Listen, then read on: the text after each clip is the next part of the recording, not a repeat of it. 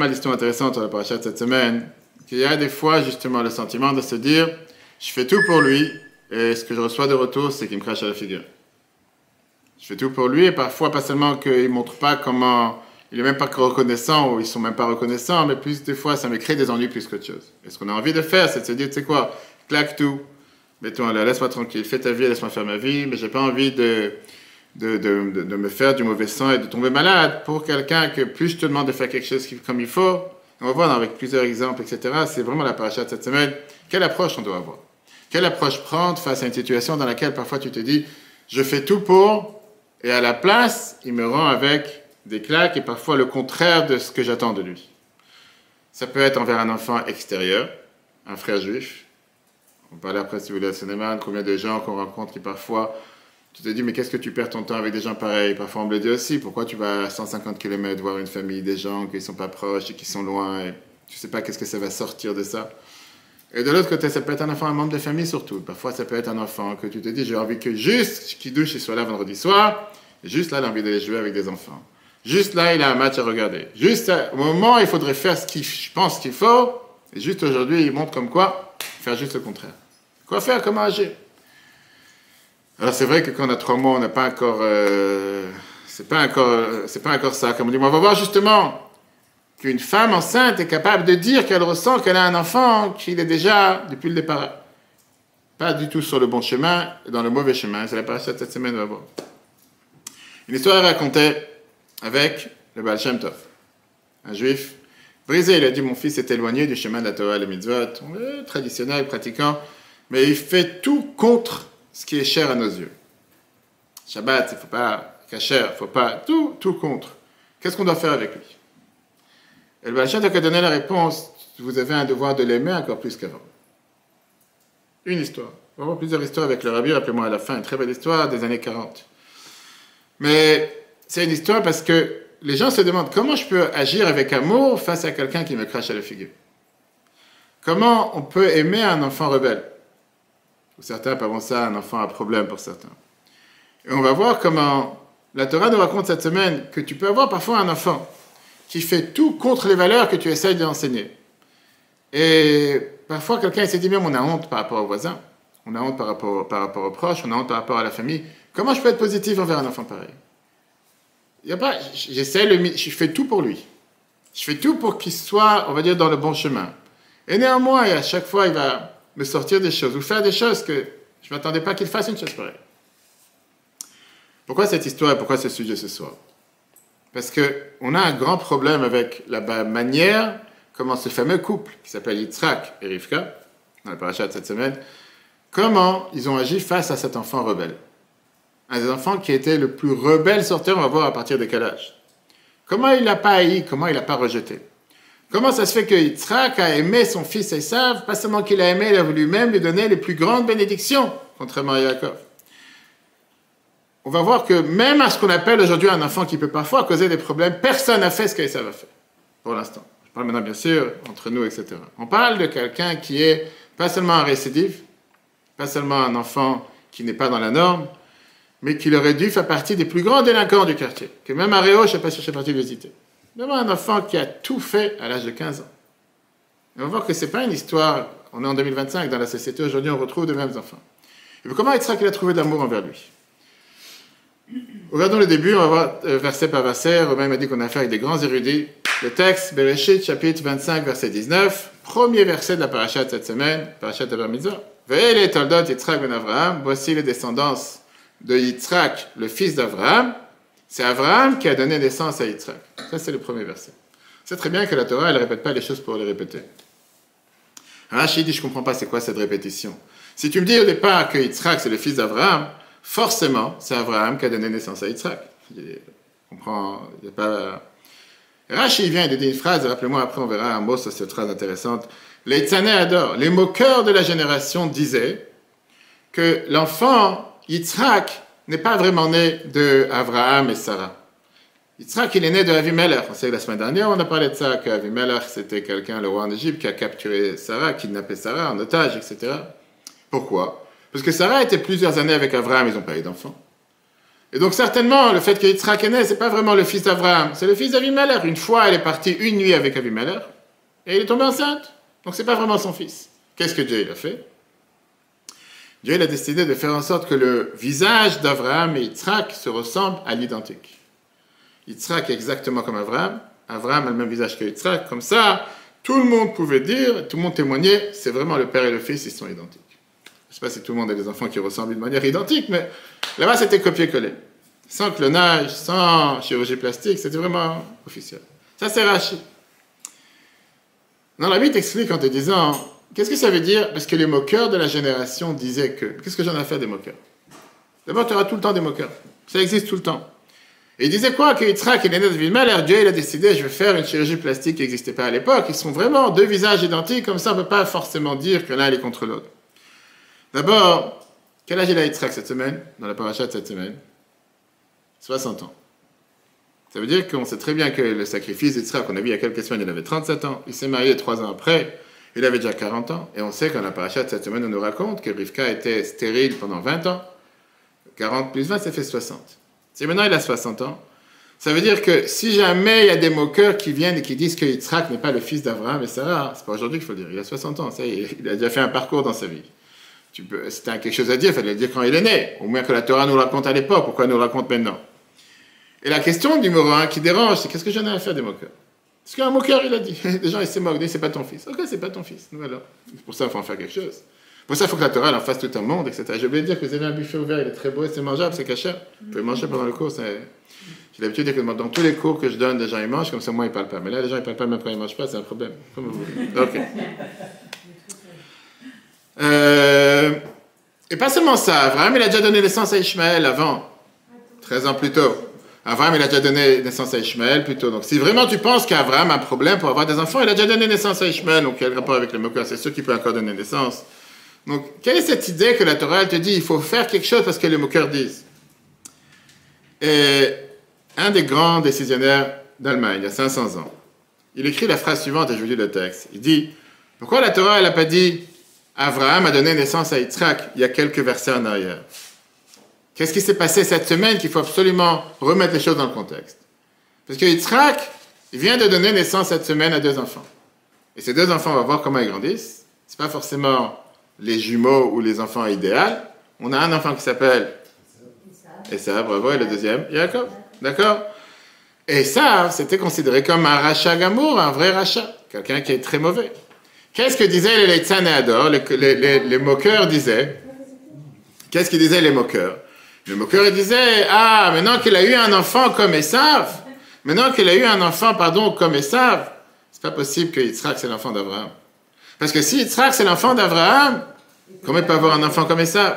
On dit en général tel père, tel fils, on ne dit jamais tel mère, tel fils. C'est au passage, on verra pourquoi, ma femme est là. Mais la Torah vient te dire, tu sais quoi? Puisqu'il a un enfant comme Esav, certainement que son père c'est pas Abraham, on est obligé de dire que certainement c'était Avimelech son père. Et Avimelech qui n'était pas forcément quelqu'un de pieux ou quelqu'un de bien. C'est normal que le petit-fils, c'est un Esav. Parce que si le père, ça aurait été Abraham, ça n'aurait pas été un Esav. Donc tout le temps qu'ils ont vu qu'il n'y avait que Yitzhak, qui était quelqu'un de pieux, le deuxième patriarche, bon, on n'a pas de doute, on sait très bien d'où il vient. Très bien. Quand Yitzhak donne naissance à un enfant mauvais, pour parler proprement, on dit c'est pas possible. Des parents si pieux, comme Yitzhak et Rivka, ne peuvent pas donner naissance à un tel enfant rebelle, à un tel enfant délinquant. C'est pas possible. C'est comme on dirait des parents qui sont 2 blancs ne peuvent pas donner naissance à un enfant qui est totalement de couleur. Aujourd'hui, tout est possible. Parce qu'aujourd'hui, on peut choisir dans les gènes, etc. Si quelqu'un travaille ici dans les fécondations in vitro, on peut choisir exactement quelle couleur on veut, quelle couleur de cheveux. Tu rigoles? Je peux te dire que c'est vrai et je l'ai vu en réalité. Non. Hein? Tu crois pas? Aujourd'hui, tu peux choisir exactement ce que tu veux. C'est un des problèmes qu'on a avec les avancées de la médecine. Mais après, si vous voulez, je peux vous en parler. J'ai fait une formation une fois en Israël, à Dassain Karem, plus tard à Jérusalem, dans le laboratoire de FIV, qui est une des plus grands en Israël. On a vu pas mal de choses avec les différents prélèvements. On a dit, tu peux choisir ce que tu veux. Aucun problème. Mais là, à l'époque, ça n'existait pas. D'accord? Et donc, ils se sont dit, OK, il y a ici 2 jumeaux. Un qui est sorti bien comme sa mère, Sarah, et un qui est sorti tordu comme son père, qui est Avimelech. Mais la vie est belle. C'est pour ça que la Torah en parle maintenant. Dieu, il n'a pas fait comme s'il n'est pas au courant. Et il a entendu ce que les gens disent. Et il a dit, tu sais quoi, moi je vais tout faire pour que le visage de Yitzhak ressemble identique à Abraham, pour nous dire que ça n'a rien à voir. C'est pas parce qu'il est né d'Avimelech, qui n'était pas forcément la personne la plus pieuse, que pour ça il a un enfant si mauvais. Non, il est né d'Abraham. Et d'ailleurs, c'est une des choses pour que la Torah nous enseigne, que c'est pas tout le temps que les parents sont fautifs ou coupables de ce qui se passe avec un enfant. Et parfois, il faut accepter ce qu'on appelle que c'est le goral. C'est le sort, c'est comme ça que Dieu il a fait les choses. Combien d'enfants culpabilisent parfois? Pardon, de parents. Malheureusement, il y a 3 semaines, il y a un enfant, Chabad, qui s'est tué, qui s'est suicidé en Israël. Vous avez tout entendu parler, certainement. Il y avait une grande manifestation en Israël par rapport à, oui, faire l'âme et pas faire l'âme, mais ce n'est pas le sujet de ce soir. Il y avait 300 000 personnes à Jérusalem, et il y a un enfant de 15-16 ans qui a sauté du 9e étage et qui s'est suicidé. Et c'était malheureusement un enfant d'un shliach Chabad de Corée du Sud.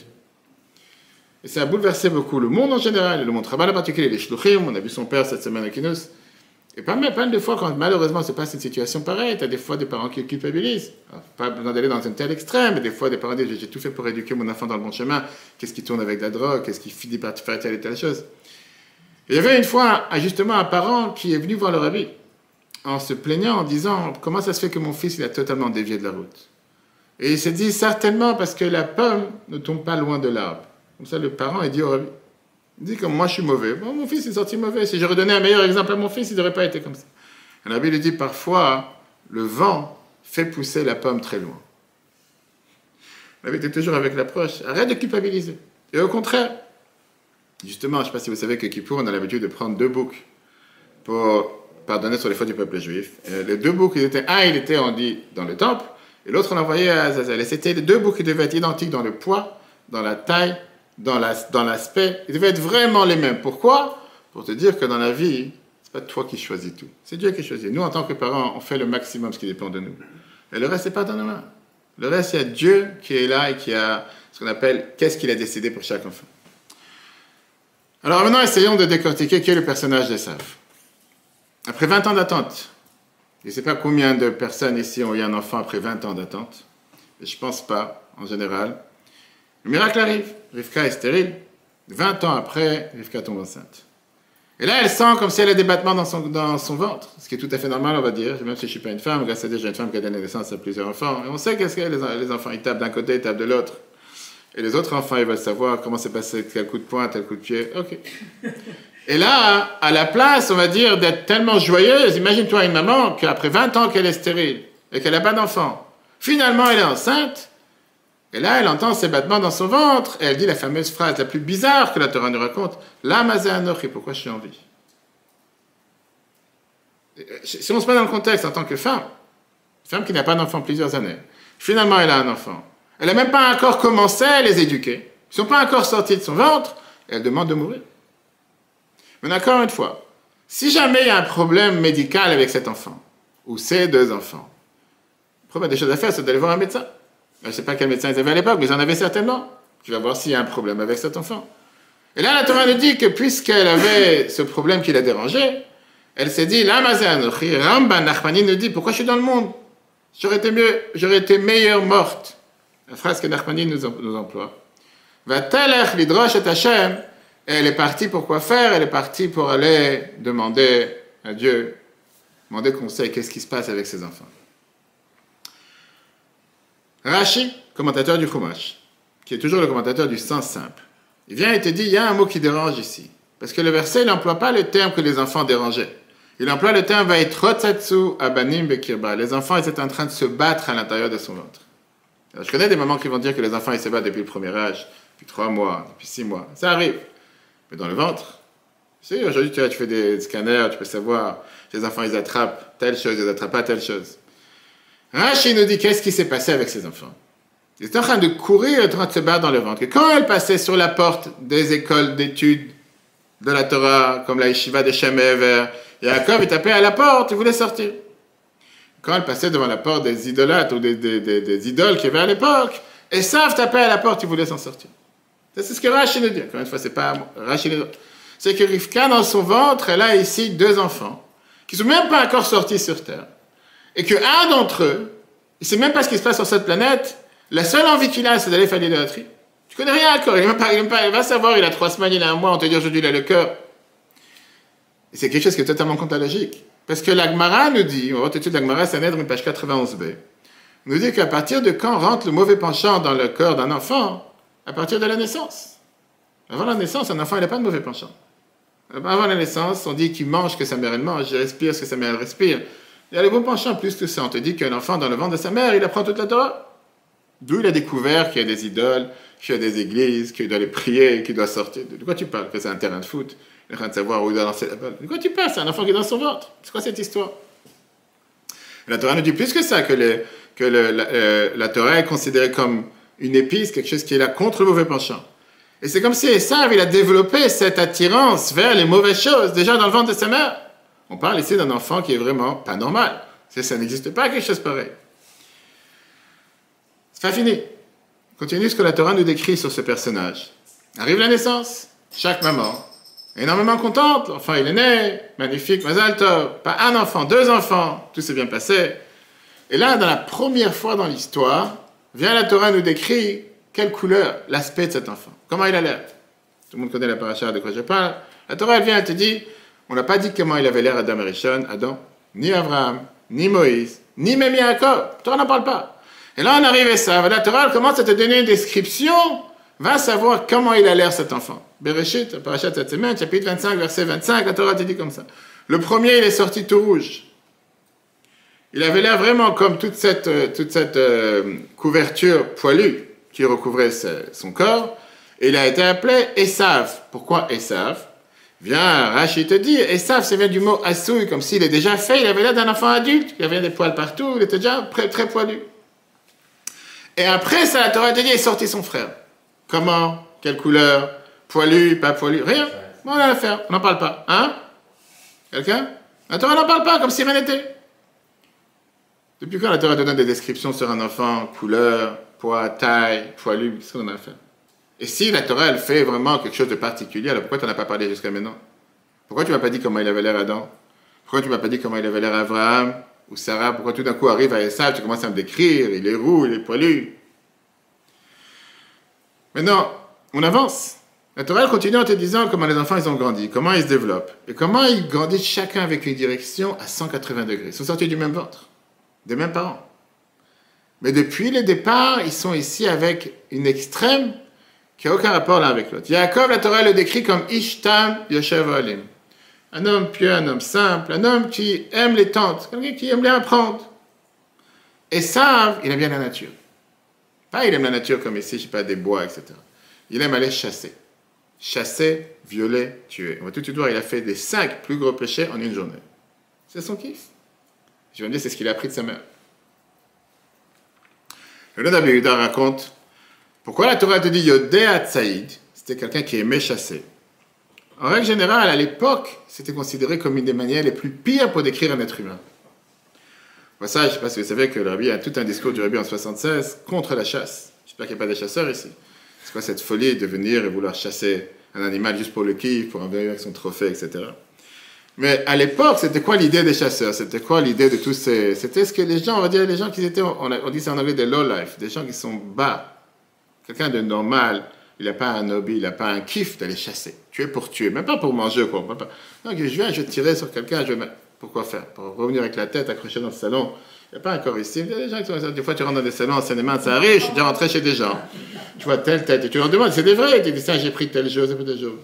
Ouais, ça va. Et alors, lui, il décrit que c'est quoi ce kiff d'aller tuer un animal juste pour tuer? T'as pas le droit de faire souffrir un animal pour rien. C'est totalement contre la nature d'un juif qui est censé être miséricordieux, qui d'avoir pitié. Tout le cours que j'ai donné cet après-midi de Tania, qu'on peut voir sur Torah.fr, la Nour Azaken, il explique que justement, un des 3 critères d'un être juif, homme ou femme, c'est qu'il a pitié, il a miséricorde, Gimilut Rasadim, on fait du bien avec les autres. Voilà, pour vouloir tuer et chasser. Et là, tu parles d'un enfant que sortir dans la nature, tuer des animaux juste pour les tuer, pour s'amuser. Parce que je suis plus fort que toi, parce que j'ai un lance-flèche, parce que je suis capable de tuer, pour ça je vais tuer. Mais ça, c'est rien. Ça, c'est le début de la description du personnage. La Torah, elle avance. 4 versets plus tard, chapitre 25, verset 29. Et là, la Torah, elle te dit que maintenant, il a 15 ans. La Torah te dit une perception de l'être humain qu'on n'a jamais entendue ni avant ni après. Je vous lis le texte. La Torah, elle dit que Yaakov, il a préparé un repas, il a préparé un plat. Et voilà que Esav arrive du champ et il est fatigué. Il n'était pas français, mais il était fatigué. Ça arrive, des gens qui sont fatigués le matin en se réveillant. Esav, il demande à Yaakov, il lui dit, donne-moi. Mais ce n'est pas juste le mot donner, c'est plus engloutine-moi, donne-moi, fais-moi absorber de ce plat rouge que tu as préparé. On sait que c'était des lentilles, etc. Et il dit pourquoi? Ki ayef anochi, parce que je suis fatigué. 15 ans. La Torah continue un autre verset. Et ça, il dit la chose suivante. Ine anochi olech lamut. Je vais bientôt mourir.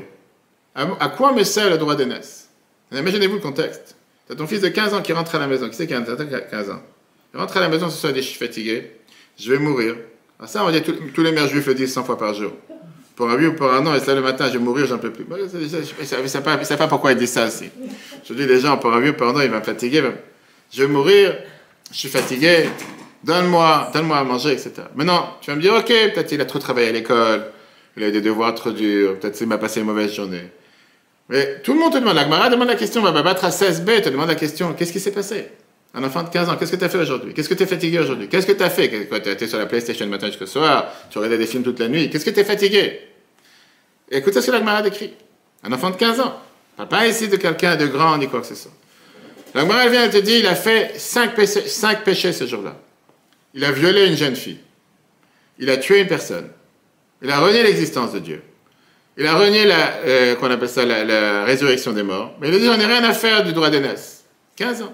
On va dire, c'est un délinquant de quartier aujourd'hui. Et la Torah te décrit, c'était quoi l'histoire? Comment il a fait tout ça? Comment un enfant de 15 ans il est capable de faire tout ça? Un enfant, tu vas dire, aujourd'hui, tout est possible. Et comment à l'époque, 15 ans? Viens Tosfot, la Gemara. Quelqu'un il a pris la Gemara ici, vous apprenez la Gemara? Quelqu'un il a pris la Gemara? Talmud? Oui? Mais elle va battre à 16b. Tosfot, il vient et t'explique qu'est-ce qui s'est passé. Comment il a tué une fille, comment il a violé une fille. Qu'est-ce qui s'est passé ce jour-là? Qu'est-ce qu'il a tout fait en une journée? En général, les gens... Et ça, il est sorti pour chasser. Et comme il avait cette passion, il avait ce désir qui était là pour conquérir, c'est quoi chasser? Venir, je suis capable de revenir, j'ai attrapé ce bélier, j'ai attrapé telle et telle chose. Il est rentré en combat avec Nimrod. Nimrod, qu'on se rappelle de lui avec Abraham, qui était le roi de la forêt à l'époque. Et il s'est dit, c'est pas possible. Moi, j'arrive pas à chasser. Moi, je tire, ça marche pas, je rate. Et lui, il réussit à chasser. Il s'est dit ça tellement que ce Nimrod, il a quelque chose de particulier. Parce qu'il a des habits de chasseur qu'il habillait, c'était des habits du Gan Eden, que Dieu avait fait pour Adam et Chava, Adam et Ève, qui se sont après passés de génération en génération, ils sont arrivés chez Nimrod. Et quand Nimrod mettait ces habits-là, chaque animal sauvage qui était devant lui tombait devant lui. Et ça, il s'est dit, lui, il réussit à cause de ses habits, il faut que je pique ses habits. Mais comme ça, aller lui prendre ses habits, c'est pas facile, je vais le tuer. Et une fois qu'il a tué, il a réussi à prendre ses habits. Ça, c'est la première chose. Après, la Gemara commence à te continuer les détails, comment il a violé cette fille, etc. C'est pas le sujet ce soir, mais c'est juste comprendre qu'est-ce qu'il a fait ce jour-là. Et d'ailleurs, c'est une des raisons pourquoi Yaakov, il lui dit, donne-moi le droit d'aînesse. C'est quoi cette demande bizarre? Il y a deux frères qui parlent, un frère et une sœur qui parlent entre eux, il dit, donne-moi, tu n'es plus le premier-né, c'est moi le premier-né, je te vends ça avec... On n'a jamais entendu un discours pareil. Mais la Torah, elle te dit, où t'es né, droit d'aînesse? Où t'es né le premier-né, où t'es pas né? Mais là, c'est pas quelque chose d'argent. La Torah vient te dire que puisque pour lui, c'était quelqu'un qui était tellement banal dans tout ce qui était cette importance, et la Torah considère que le premier-né à l'époque, c'était celui qui devait servir dans le temple, etc. La Torah dit, lui, servir dans le temple, lui, telle et telle chose, ça lui parle pas. Laisse-moi tranquille, donne-le-moi pour moi, va faire autre chose, parce que tu n'étais pas intéressé à ces choses-là dans la vie. Okay. Donc on parle pas ici, comme j'ai dit tout à l'heure, on parle pas seulement d'un enfant que certains appellent un enfant délinquant. On parle pas seulement d'un enfant qui est un enfant rebelle. On parle ici que vraiment, c'est moi qui fait froid, tu veux ouvrir la fenêtre? Non. Non, ok. Je pensais que les gens ils avaient chaud. Ok.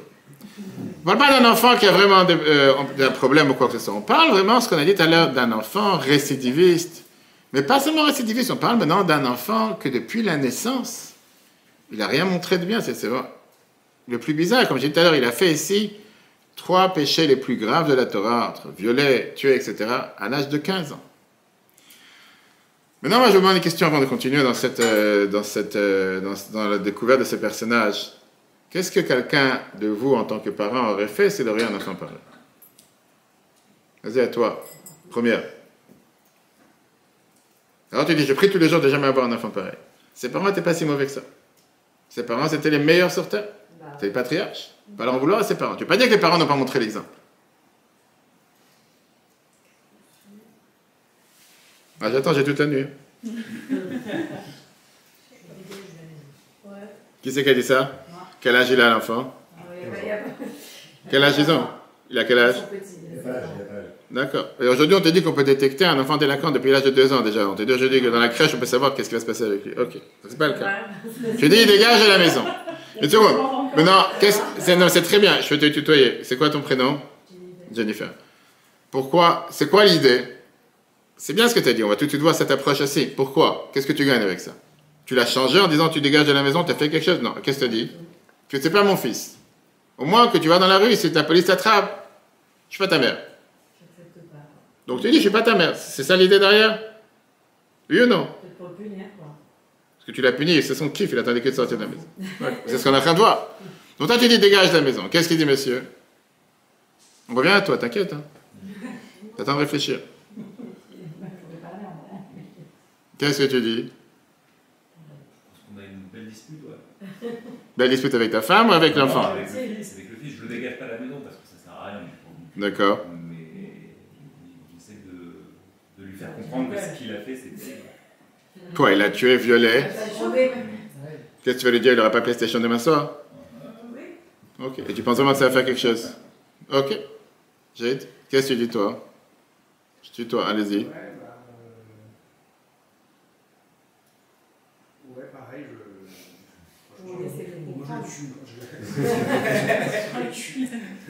Tu le tues, ok. on n'a pas le droit de tuer, je crois. Ça dépend, il y a certaines personnes qu'on doit. Qu'est-ce que tu dis, Romain? Mais encore une fois, on rigole, mais c'est un cas qui peut se passer avec chacun d'entre nous, que Dieu nous en préserve. Hein? La police?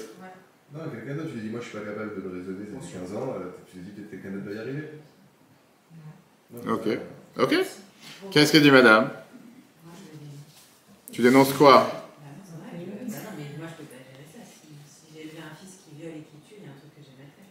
Une seconde, une seconde. Je reprends tout de suite. Tu es en train de dire que Yitzhak et Rivka, c'est comme ça qu'ils l'ont élevé? Non, mais je sais pas, moi, mais il y a forcément quelque chose. Hein? Moi, je me dirais, si c'est mon fils, j'ai dit un truc. Je me sentirais. Ça veut dire que tu te culpabilises. Ah bah. Ok. Il y a des hôpitaux psychiatriques avec des places vides. Et on peut aller se visiter de temps en temps. Ok, hein? Oui. Tu peux pas dire non plus, ça n'a rien à voir avec moi quand t'es parent. Je te demandais une question. Qui sont les parents ici? Qui sont les parents ici? J'ai compris. Mais peut-être eux se sont battus contre ça qu'ils avaient en eux et que lui il se bat pas et que c'est une pulsion qui n'existe pas. Ok, passons à des gens sérieux. Angal, qu'est-ce que tu dis? Vas-y, Angal, qu'est-ce que tu dis? Sauve l'affaire.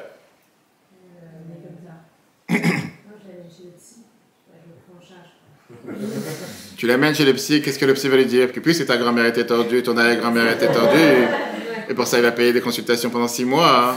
Pour ça, tu as réalisé pourquoi tu es arrivé à être qu'est-ce que tu es. Et ça a changé quelque chose. Non, sérieux, tu vas l'amener chez le psy. Ok, et tu vois, ça va changer quelque chose. Non, mais il faut lui donner de l'amour encore plus. On va exprimer. Je te demande, qu'est-ce que tu fais concrètement? Ok. Il faut l'aimer encore plus. Qu'est-ce qu'il dit, Rudy, oui? Moi, qu'est-ce que je dis? Bah, ça dépend. Si on suit l'exemple d'Yitzhak, forcément, tu vas dire, tu vas l'aimer, tu vas lui donner la bracha et tu vas essayer de le sortir. Parce que malgré tout, il a voulu donner la bracha à Yitzhak. C'est ça le droit de l'histoire de droit de l'Est. On va arriver. Oublie pour l'instant Yitzhak. Je te demande dans la vie. Donc si tu suis l'exemple d'Yitzhak, oui, tu vas... Sinon, je pense que tu essayes de tout. Tu essayes de plusieurs manières pour t'en sortir quand tu as un cas grave comme ça. Qu'est-ce que tu fais? Tu n'as pas répondu. C'est ce que je te dis. Si j'ai un enfant qui a un problème de ce genre, je pense que je vais tout essayer pour le sortir de ça. Donc peut-être que je vais essayer la manière dure, la manière peut-être plus douce, la manière du discours, tu vois, le dialogue, voilà quoi. Ok. J'ai oublié le prénom, c'est comment? David. David, qu'est-ce que tu dis? Moi, je crois que là, on raisonne. Dans toutes les réponses que j'ai entendues, je crois qu'on raisonne avec des petites bêtises. Et en fait, les faits, ils sont tellement graves que si tu as un amour inconditionnel pour ton enfant, tu as déjà envie de le protéger, en premier lieu. Et donc, qu'est-ce que tu fais? Et donc, tu peux pas le dénoncer, tu peux pas le punir, tu peux pas... Et qu'est-ce que tu fais? Tu fais rien. Non, c'est pas que tu fais rien.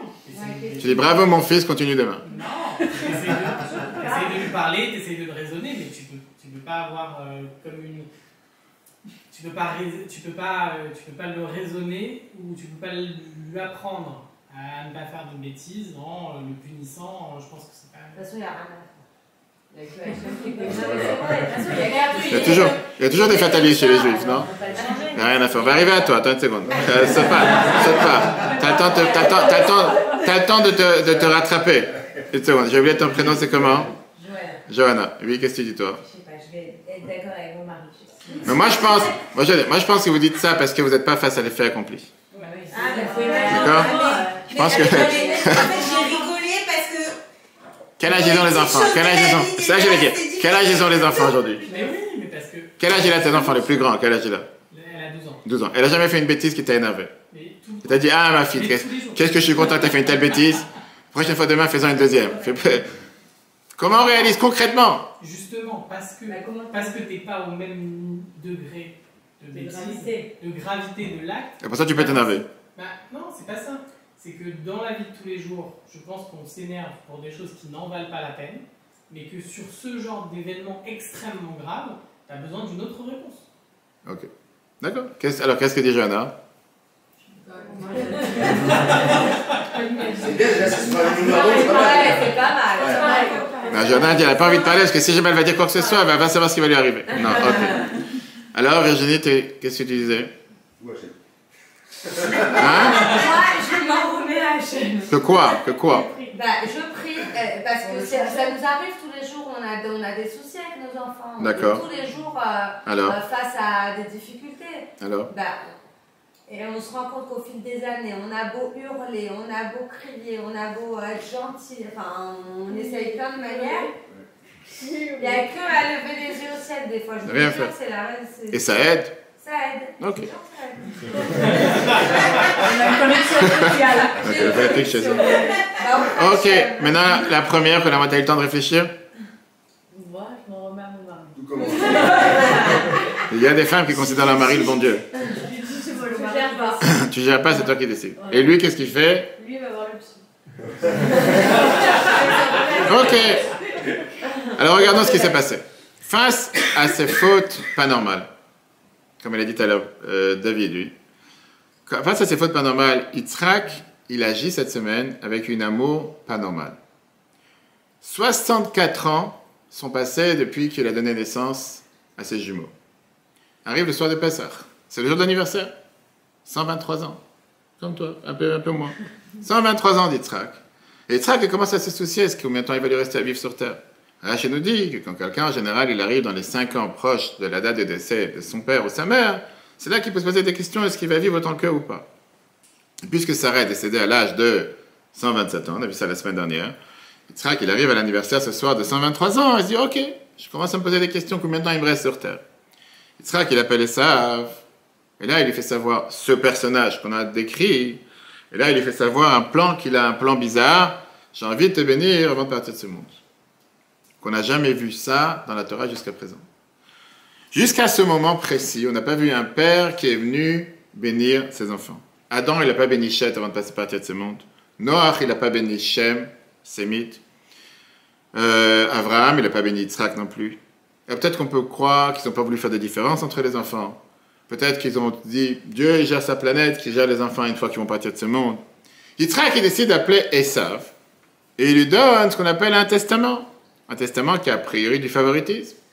Il donne ici du favoritisme à Esav par rapport à Yaakov, ce qui est la plus pire des choses à faire quand on éduque des enfants. On verra après une histoire du Rabbi sur ça. C'est que pas seulement que Yitzhak, il aime Esav, mais il aime encore plus que Yaakov.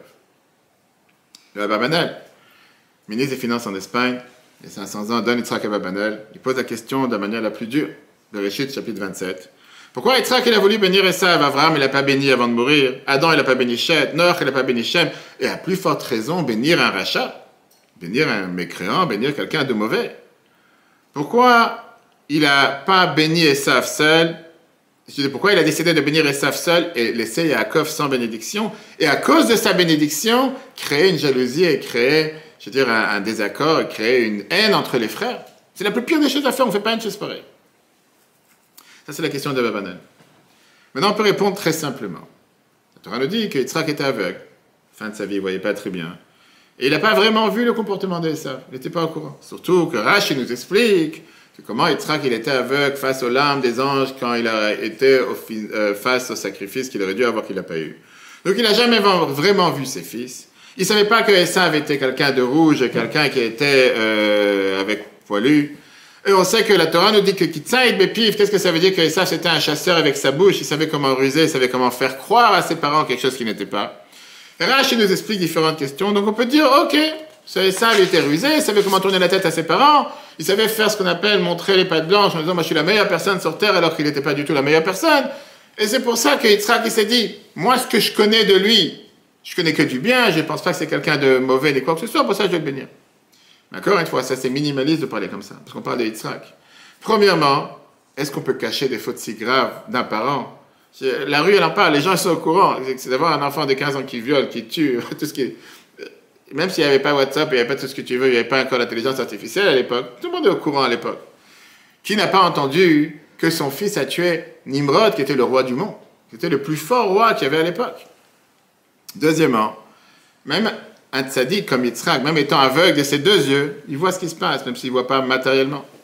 La paracha Vayechi nous raconte que Yaakov, il était aveugle à la fin de sa vie, il voyait tout ce qui allait se passer avec ses descendants, jusqu'à la fin des générations, les descendants d'Ephraïm et de Ménaché.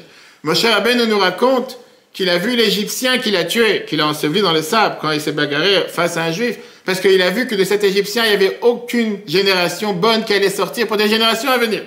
Pas maintenant des tzadikim, des gens pieux. Ceux que les tzadikim, ils sont capables de voir avec les yeux fermés. Tu vas dire quoi, Yitzhak, parce qu'il ne voit pas, ou il a des problèmes de vue, parce qu'il n'y avait pas des lunettes à l'époque. Pour ça, il ne voit pas ce qui se passe avec son fils. Halachiquement parlant, la Gemara Psachim, page 113b, nous dit que c'est une mitzvah d'haïr quelqu'un mécréant. Est-ce qu'on le fait aujourd'hui? C'est un autre débat, on verra ça plus tard. Pourquoi? David Amelach, il te dit, Mesan Echa Hashem Esna, ceux qui haïssent Dieu, je dois haïr. Pour que les gens n'apprennent pas de ses actions, pour montrer qu'on repousse une personne pareille. Al-Titraber al-Racha, c'est écrit, t'as pas le droit de t'associer avec une mauvaise personne. Yitzhak, il fait là le contraire, il dit, je vois la personne qui vient au Bet Rabad, Kippour, avec un sandwich jambon beurre, il s'assoit devant tout le monde, il est venu en voiture, il a le casque et il a le portable, il s'assoit devant le rabbin et tu dis, quel kivre, heureusement que tu es venu aujourd'hui, j'attendais que toi. Ça, c'est ce que Yitzhak te dit de faire.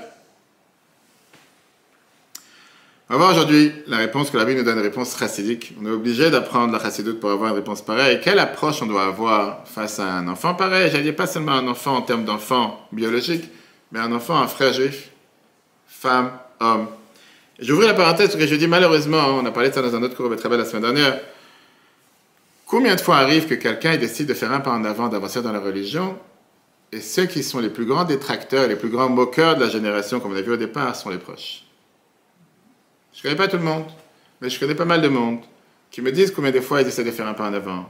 Si c'est de commencer à mettre des filines de rachi tous les jours, de commencer à faire la tzaka, de commencer à mettre Rabbeinu Tam tous les jours, une femme de commencer à se couvrir la tête, d'être un peu plus sniou, d'aller au mikvé. Juste ce soir-là que j'ai décidé d'aller au mikvé, mon mari me dit, il y a une course de jour. J'ai décidé de faire autre chose. Juste le moment où j'ai décidé de commencer à faire Shabbat vendredi soir, mon mari me dit, j'ai quelque chose d'autre à faire. Et j'en passe. Et des fois, ça peut être parfois même des amis proches, ou des beaux-frères, belles-sœurs, parents, beaux-parents. Pour qui tu te prends? Tu es devenu religieux? Quoi, depuis quand tu commences à faire telle et telle chose? Je t'ai connu depuis 20 ans, 30 ans, tu n'as jamais rien fait dans ta vie quand tu commences à faire quelque chose. Et malheureusement, les plus grandes claques que les gens peuvent prendre parfois, les plus grandes, je veux dire, destructions intérieures, les personnes se disent, ah, pourquoi je fais tout ça? Je fais un effort, ça me coûte. Ça me coûte spirituellement, ça me coûte moralement, ça me coûte face à mes proches. J'essaie d'avancer, j'essaie de faire un pas. Et ceux qui auraient dû être là pour me soutenir, à la place, ils sont là pour me détruire. Et ça donne pas envie. Et des gens qui craquent. Et ça arrive malheureusement tous les jours. Yitzhak, il est venu nous a appris ici ce qu'on appelle, je ne sais pas à quelle heure les gens ils dorment, à Ponto, les gens ils dorment à 9h. On a dépassé la date, non? À quelle heure les gens ils dorment ici? Je ne sais pas à quelle heure. Ok. On dort tôt. On peut dormir, ok. Yitzhak, il est venu, il nous a appris ici une base fondamentale. Dans le Tanya, chapitre 32. Admo Azaken, on va fêter demain soir le Shredesh Kislev. Ça, tu veux, moi, ça c'est le mois de Yutet Kislev, la délivrance de prison du Admo Azaken. Et l'Admo Azaken nous explique dans le chapitre 32 la mitzvah de Ve'afta le'arecha kamocha. Qu'est-ce que ça veut dire aimer ton prochain comme toi-même? C'est n'importe quel juif. Viens Rambam, Maïmonide, Pain Lubavitch, dans les lois de Chod Deot, chapitre 6, halakha 3. Mitzvah le'eov kol echad ve'echad mi-Israël. Tu as un mitzvah d'aimer chaque juif. Parce que c'est écrit, tu l'aimeras comme toi-même. Et la Gemara nous dit, même avec un rachat qu'il devait être tué à l'époque, au temps du tribunal, au temps du temple, il fallait lui choisir la meilleure peine, la peine la plus facile. C'est pour dire que même quelqu'un qui était passible de la plus grande punition, pas besoin d'être dur avec lui. Pourquoi? Parce qu'il y a une distinction à faire entre la faute et le fauteur. Alors bien sûr, on n'est pas en train de parler des terroristes du Hamas, on n'est pas en train de parler des choses qu'il faut tout faire pour les tuer, les éliminer, surtout pas les garder en vie. C'est pas de ça qu'on parle. Non, mais non, comme j'ai dit tout à l'heure, dans la communauté, dans la famille, quelqu'un qui a fait une erreur, quelqu'un qui ne fait pas forcément les choses qu'il faut. Et combien de fois, en tant que dirigeant du Bet Chabad en Seine-et-Marne, où on n'a pas un public religieux comme ici, et la grande majorité des gens avec qui j'ai affaire, c'est beaucoup plus des gens non religieux, voire très éloignés. Rappelez-moi, après, je rencontrais une histoire de dimanche dernier, que oui, les gens disent, mais qu'est-ce que tu perds ton temps avec des gens pareils? Qu'est-ce que tu vas voir des gens pareils? Qu'est-ce que tu es en train de perdre ton temps? Ils ne te méritent pas, et j'en passe, les phrases que les gens disent à longueur de journée, que tu dis, mais ça, c'est pas des juifs. Un juif, c'est quelqu'un qui fait Shabbat, qui mange kasher. Qu'est-ce que tu perds ton temps avec des gens qui font tout contre, ou parce qu'ils savent, ou parce qu'ils ne savent pas ton temps? Et la réponse, elle est, on va voir comme le Tanya, la Moazaka nous explique, il y a ce qu'on appelle une amour face à l'essence de qu'est-ce qu'il est, et après il y a une amour qui est que ça va justement générer chez lui une contre-amour. Et plus tu agis envers quelqu'un avec haine, plus tu génères de lui une contre-haine. C'est dans le chapitre 32. D'abord, la Moazaka vient et te dit, c'est quoi? Il a d'abord ce qu'on appelle cette étincelle divine à l'intérieur de lui, même un rachat. Mais avant ça, le fait de générer envers cette personne un amour physique, matériel, t'inquiéter pour le bien-être de la personne en tant que personne, tu finiras par réveiller chez lui une contre-amour. Le Rabbi a répété des centaines de fois dans les lettres du Rabbi, on peut voir ça dans les écrits du Rabbi sans fin, qu'avant de rapprocher un juif au judaïsme, inquiète-toi pour son bien-être matériel. La base. Donne à manger. Ok, inquiète-toi d'abord pour son bien-être matériel. Avant de commencer à parler de Torah, mitzvot, d'abord inquiète-toi, est-ce qu'il a quoi manger, est-ce qu'il a où dormir, quelque chose de basique. Après, tu vas commencer à t'inquiéter pour son spirituel. Alors d'abord, qu'est-ce que ça veut dire qu'il a une étincelle? Un juif, c'est un enfant de Dieu. Mais non, un lien avec un enfant ne commence pas par rapport à ses actions et ne se termine pas en fonction de ses actions. Ce n'est pas en fonction des notes qu'il a eues, parce que tu l'as aimé avant qu'il ait des notes, et tu continueras à l'aimer après qu'il ait eu des notes. Et le fait qu'aujourd'hui il n'a pas eu une bonne note, ou le fait qu'aujourd'hui il n'a pas eu une note, c'est pas ça qui va faire, parce que je l'ai aimé parce qu'il a eu telle note, ou parce qu'il n'a pas eu telle note. Pardon. C'est un amour inconditionnel par rapport à ses réussites, et c'est pas un amour qui va descendre parce qu'il a un manque de réussite. Ce qu'on doit toujours se rappeler, c'est qu'un parent et un enfant, c'est pas un maître et un élève. Un maître et un élève, oui. Je te juge en fonction de ce que tu sais pas, tel grade, pas tel grade, etc. Un parent, c'est différent, c'est un lien qui n'est pas fait par rapport au plaisir qu'il m'a donné, et s'il a réussi à atteindre l'objectif que je lui ai mis. Puisqu'il n'a pas été avocat, il n'a pas été dentiste, il ne mérite pas que je vienne à son mariage. Je vous raconte un cas réel. Un cas réel, la femme elle sait très bien de qui je parle, ça déchire le cœur. Une fille qui est venue me voir au Betravad. Et que son père lui avait clairement dit, puisque tu as décidé de te marier avec quelqu'un qui n'est ni avocat ni dentiste, c'est pas ce que j'ai envisagé de toi. Je ne sais pas pourquoi avocat dentiste, moi je ne suis pas ni avocat ni dentiste. Automatiquement, je n'ai pas un mariage. Je ne veux pas que tu te maries avec lui. Maintenant on peut rigoler, mais je dis que dans la communauté, malheureusement, même si je suis en live, c'est quelque chose qui se passe. Quel rapport? Quel rapport? Pourquoi tu juges tel et tel? Oh, grâce à Dieu, la fin de cette histoire, c'est qu'au final, j'ai arrangé le mariage avec Chabad. J'ai appelé le père la veille. Il avait décidé de ne pas venir, il n'a pas participé ni quoi que ce soit. Je lui ai dit, c'est une fois dans la vie qu'un enfant se marie. C'est ta fille. Elle n'a rien fait de mal, cette fille. On lui remercier le bon Dieu qu'elle se marie avec quelqu'un de la communauté, ce qui n'est pas courant à Seine-et-Marne. Remercier le bon Dieu pour ça. Elle n'a pas pris le partenaire que tu as envisagé, elle ne se marie pas avec toi. Elle se marie avec qui elle est. Je pense que ça vaut la peine d'être présent.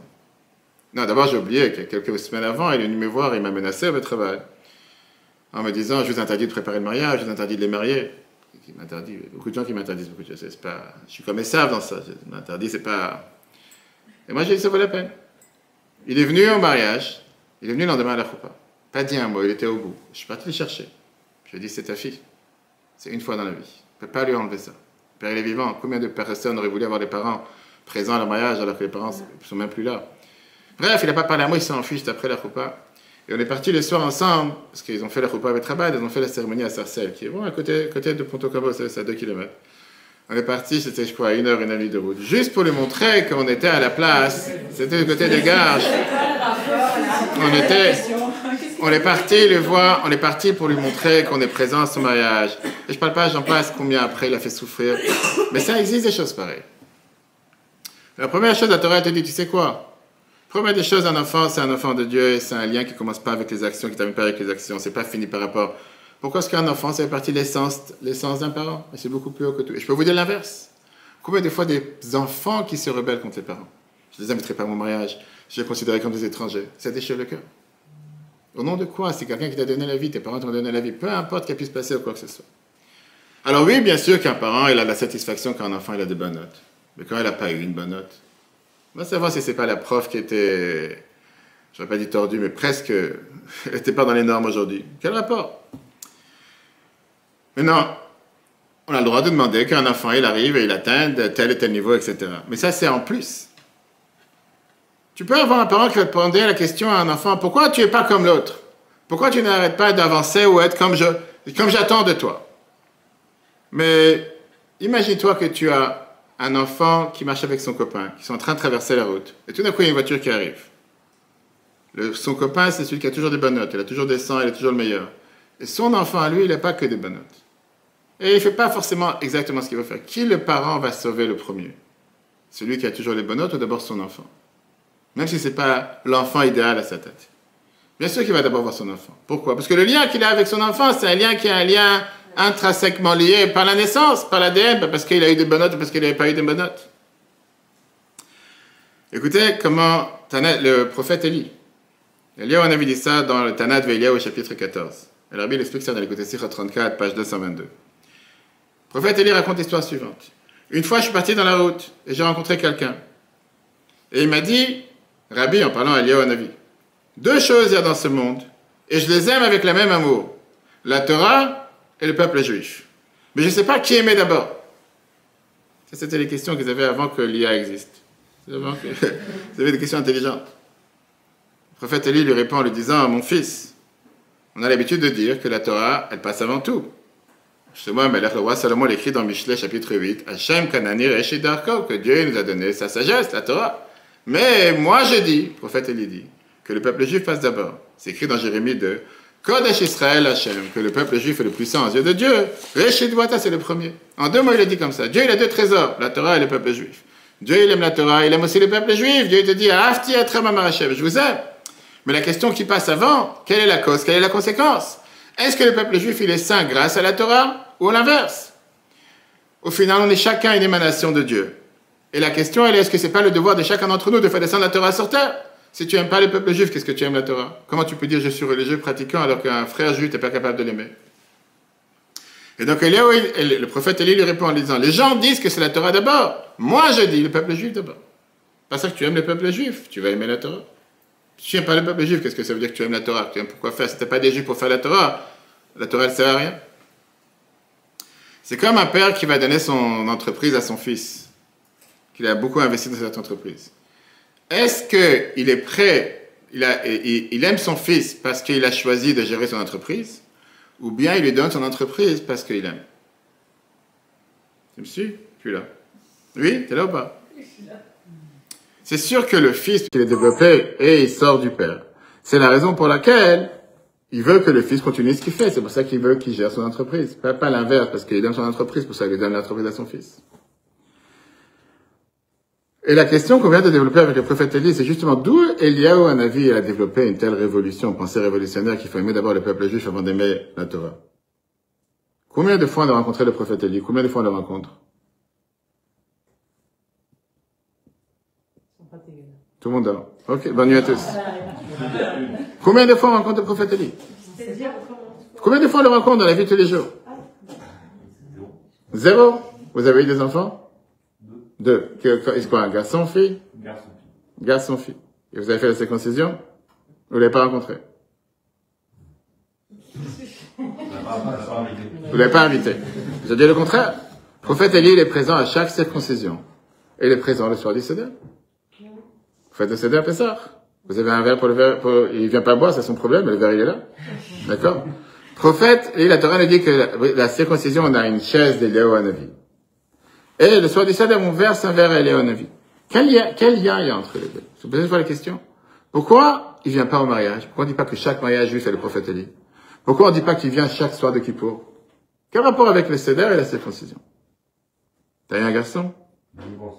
Hein? Délivrance. Quelle délivrance? La sortie d'Égypte et la sortie de délivrance. Et pourquoi pas la naissance d'une fille? La transmission. La transmission? Pourquoi? Comment c'est la transmission? T'as un enfant et le Seder, c'est la mitzvah du Seder, c'est de raconter aux enfants. Alors, la Torah te dit que ces deux mitzvot, circoncision et le Seder, c'est deux mitzvot qu'il n'y a presque pas de juifs, j'allais dire, à part en Seine-et-Marne, qui ne pratiquent pas ces mitzvot-là. La grande majorité du peuple juif, même si c'est des gens qui sont ni pratiquants, ni religieux, etc., En général, ils vont faire quelque chose du Seder. Et la circoncision, c'est quelque chose d'important. Dans les endroits les plus lointains, les situations les plus difficiles, dans les camps de concentration, dans les camps de déportés, il y a toujours eu. Et c'est pour ça que le prophète Élie, il est venu démontrer comme quoi, ça fait partie de son ADN. C'est l'ADN du peuple juif. Avant la Torah, d'abord aime les juifs. Il n'y a pas de juifs, il n'y a pas de Torah. De quoi tu parles? Pourquoi tu aimes la Torah d'abord? Maintenant, bien sûr, on n'est pas en train de dire que un juif n'a pas besoin de faire la Torah pour que Dieu il aime ou quoi que ce soit. Un juif qui fait pas la Torah et les mitzvot, il y a un manque. Parce qu'au final, ça c'est ce qui nourrit l'âme. On a besoin de nourrir le corps, on a besoin de nourrir l'âme. Et c'est important qu'un juif fasse la Torah et les mitzvot. Malheureusement, il y en a beaucoup qui n'ont pas appris, qui savent pas, qui n'ont jamais été éduqués dans cette situation. Mais la réalité, elle est que la base des bases, c'est d'abord aimer les juifs. Et donc, c'est la première raison pourquoi il faudrait aimer un enfant comme Esav. Esav, c'est un enfant. Et il reste toujours enfant. Ça veut pas dire qu'il faut pas aimer les non-juifs. On parle maintenant de aimer par rapport à nos enfants. Écoutez cette histoire. L'histoire qui s'est passée demain soir. C'est le jour de la skir, si on peut dire. Là, il est là du couple Gabi et Rivki Olsbeck. Le couple de Shluchim qui a été tué à Mumbai. Le travail de Mumbai, c'est demain soir. Rosh Chodesh Kislev. Ça fait, je crois, maintenant 14 ans, si je me trompe pas. Et ce qui est, le hasard des choses a fait que, Providence, que l'attaque du Betrabat de Mumbai qui s'est passée demain soir, les 6 juifs qui ont été tués dans le Betrabat, c'était 6 juifs de tous bords du peuple juif. Il y avait un chassid de Satmer, avec les paillotes et les chapeaux relevés là-bas, qui travaillait à Mumbai pour la cachoute. Il y avait des juifs qui étaient ni pratiquants ni religieux, qui sont tombés là-bas par hasard parce qu'ils cherchaient un endroit juif. Il y avait le couple de Shluchim. C'était vraiment, c'était, on va dire, qu'on appelle ça pas seulement le melting pot, c'était, on va dire, ce mélange. C'est comme ce carrelage avec toutes des fois. Mosaïque, merci. Mosaïque de tout ce peuple juif qui était réuni. Écoutez cette histoire. Donc, Gabi Holzberg, que j'ai eu la chance de connaître. Il raconte comment il avait l'habitude, juste avant Pessah, de tourner dans les hôtels les plus bizarres qu'il y a à Mumbai. À Mumbai, comment on dit ça en français? Bombay, exactement. Pour faire savoir qu'il allait organiser un grand seder dans l'hôtel Cheliz. Maintenant, il a couru plusieurs hôtels dans la ville, il allait savoir s'il y a des juifs qui sont enregistrés dans les hôtels pour les inviter, etc. Et avant ça, il a vu une petite motel qui avait l'air vraiment banal, etc. Mais il sait que les Israéliens, en général, qui tournent dans tous ces pays d'Asie, etc., vont justement dans ces endroits les plus bizarres sur Terre. Il faut toujours faire les choses les plus bizarres. Et il est parti voir le registre d'accueil qu'il y avait à l'accueil de l'hôtel. Il a dit, est-ce que je peux savoir qui est dans l'hôtel aujourd'hui? Et il voit un nom qui a une connotation israélienne, juif. Il s'est dit, tiens, c'est intéressant. Telle chambre, tel 3e étage, telle porte. Il va taper à la porte, il tape à la porte, personne ne répond. Il va bien. Il essaye une 2e fois, il essaye une 3e fois, il tape à la porte, personne ne répond. Bon, il s'est dit, laisse tomber, certainement que le juif qui dort dans sa tête, il est parti en soirée, il va savoir, il n'est pas là aujourd'hui. Et tout d'un coup, en train de partir dans le couloir, la porte, elle s'ouvre. Ok. Il y a un monsieur qui arrive, comme s'il vient de se réveiller. Et il lui dit, mais qui t'a envoyé ici? Et Gabi Holzberg, pour celui qui l'a connu, il répond, c'est le bon Dieu. Parce que je prends des fois en Seine-et-Marne, les gens demandent qui t'a envoyé, je suis facteur, je travaille pour Chronopost. C'est pas le bon Dieu. Il répond, naturellement, c'est le bon Dieu qui m'a envoyé. Parce qu'il n'arrive pas à croire. Et là, il commence à pleurer. Il dit, attends, une seconde. Je vais venir vers toi. Prends quelques minutes. Et il raconte l'histoire suivante. L'histoire réelle. Il dit, je suis parti pour aller un long tour pour visiter tout l'Inde. Et j'ai décidé de m'arrêter à Mumbai juste pour changer de train. J'avais aucun plan de rester à Mumbai, etc. Aucun plan. Quand je suis parti pour acheter un billet de train, je viens de me rendre compte qu'on m'a volé mon portefeuille. J'ai pas mon portefeuille avec mes cartes, etc. J'ai rien. J'étais en choc. J'ai pas de portefeuille. J'ai pas de passeport. Je suis resté sans rien. Il dit, j'étais perdu. Tout d'un coup, il y a un couple français à Mumbai qui se rapproche de moi. Il dit, pourquoi t'as l'air triste? Qu'est-ce qui se passe? Quand ils ont entendu que je viens d'Israël, ils m'ont dit, ah, nous aussi on est juifs. Ce couple français. Il a dit, regarde, le consul israélien, il est fermé ce soir parce que aujourd'hui, c'est le jour de fête. Et on va te donner une petite somme d'argent qui va te suffire pour moi passer pas la nuit dans la rue, au moins entrer dans un hôtel, quelque chose. Et après la fête, dès que Yom Tov est terminé, tu vas aller voir le consulat. Ils vont te donner un passeport, quelque chose que tu peux t'en sortir. Donc j'ai trouvé ce motel pas cher pour 2 nuits, pour 2 jours. Et j'étais assis sur le lit. Je me suis allongé sur le lit. Je regarde le plafond. Ce motel est absolument rien à voir, quelque chose de banal, pas cher. Et puis j'ai commencé à pleurer. Et je me suis rappelé que ce couple français m'a dit que ce soir, c'est le soir du Seder. Quelque chose que je fais pas en général. En tant qu'Israélien, c'est qui tournent dans tous ces pays-là, c'est pas forcément des gens qui en Israël, ils vont faire la synagogue. Parfois, ils découvrent les synagogues tout juste dans les Bate Chabad qui sont en Thaïlande, au Katmandou, plus que qu'est-ce qu'ils ont à la porte de chez eux. Il dit, mais c'est comme les otages qui sont revenus des tunnels du Hamas. Il dit, j'ai commencé à avoir un monologue avec Dieu. J'ai dit comme ça. J'ai dit, Dieu, mon lien avec toi, il est pas terrible. Et tu le sais très bien. Mais une chose, si tu m'aimes vraiment, ne me laisse pas seul ici ce soir. On m'a dit que c'est un jour de fête, les Juifs. Je suis ici dans mon bain, dans notre paumé. Je sais même pas s'il y a des Juifs qui habitent ici. J'ai rien, pas manger, j'ai rien. Je sais qu'on n'a pas de bonne relation entre nous. Je fais pas grand chose. Mais si tu penses à moi, je me suis endormi, j'étais fatigué de tout ce voyage et tout. Et tout d'un coup, j'entends des gens qui tapent à la porte. Et quand j'ouvre la porte, je demande qui c'est. Je me répondu, c'est le bon Dieu. J'ai dit, c'est incroyable. Et c'est comme ça que Dieu a fait le Seder avec lui. Ça, c'est une histoire que je le sais. La Bible dit, ça, c'est le lien qu'il y a avec un Juif et Dieu. Après, je vais raconter cette histoire de dimanche, rappelez-moi. Ça peut arriver un Juif qui fait pas les mitzvot comme il faut. Ça peut exister. Ça peut exister un Juif qui sait pas comment tisser les liens. Ça arrive, malheureusement. Mais chaque mitzvah qu'on fait, c'est un autre lien avec Dieu. Ça se peut que le lien, il est pas idéal. Ça se peut que le lien, c'est pas un lien solide, mais c'est un lien. Et bien, la Bible dit, c'est la raison pourquoi, dans Bereshit, on voit que quand finalement Esav, il revient, on continue dans la paracha, et qu'il amène à manger à son père, dans le même verset, Esav, il répète 7 fois le même mot. Qui c'est, mon fils? Pourquoi tu t'es dépêché à venir, mon fils? Rapproche-toi, mon fils. Est-ce que c'est toi, mon fils Esav? Est-ce que c'est toi, mon fils Esav? Rapproche-toi que je mange du plat que mon fils a préparé. Rapproche-toi que j'embrasse mon fils. Et ça a l'air que l'odeur de mon fils est comme l'odeur du champ que Dieu a créé. 8 fois, 7 fois dans le verset, que Yitzhak n'avait pas de dire mon fils, mon fils, mon fils, comme si. Et ce qui est bizarre, c'est qu'il y a 8 fois au total. Et on voit ça comme David Amelech, il a dit ça aussi par rapport à son fils Avshalom. Et la Torah, elle vient de dire pourquoi il a appelé son fils 8 fois. C'était pour éplucher les 7, on dit dans les forces du mal, il y a 7 forces du mal qui peuvent parfois exister, et dévoiler son essence pure qui était le 8e essence.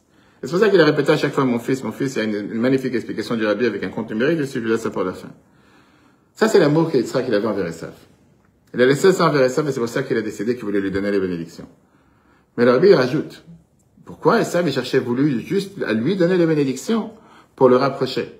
Pour lui montrer que lui donner un encouragement à ses forces positives. Yitzhak, il savait que quelque chose que personne d'autre savait. Que Esav était déchiré à l'intérieur de lui-même. Et qu'il voulait absolument profiter des forces de son père, de l'amour de son père. Et comme il avait, on va dire, cette déchirure interne, il avait des efforts à faire pour pouvoir s'attacher à Yitzhak. Mais il savait pas, est-ce que malgré tout ce que je fais, Yitzhak, mon père, il est toujours présent pour moi? Est-ce que mes parents, ils m'aiment toujours? Le Targum Yonatan nous raconte la traduction du Talmud de la Torah en araméen, dans le chapitre 50, à la fin du Chumash Bereshit. Voilà qu'est-ce qui s'est passé, qui était ce Esav. Quand on a enterré Yaakov dans la cave des patriarches, il y a eu ce grand drame qui s'est passé. Esav, il est arrivé avec des soldats à la porte du caveau des patriarches, à Hebron. Et il a dit, je suis pas intéressé, j'ai pas envie qu'il y ait l'enterrement qui se passe. Pourquoi? Il a dit comme ça, Yaakov, il a déjà pris sa part du fait qu'il a enterré ici là. Il y a 8 tombes dans le caveau des patriarches. Il dit d'abord, il y a eu Adam et Ève, Abraham et Sarah, Yitzhak et Rivka. Les prochains, c'était qui? Yaakov, Adam et Ève, Abraham et Sarah, Yitzhak et Rivka, ça fait déjà 6.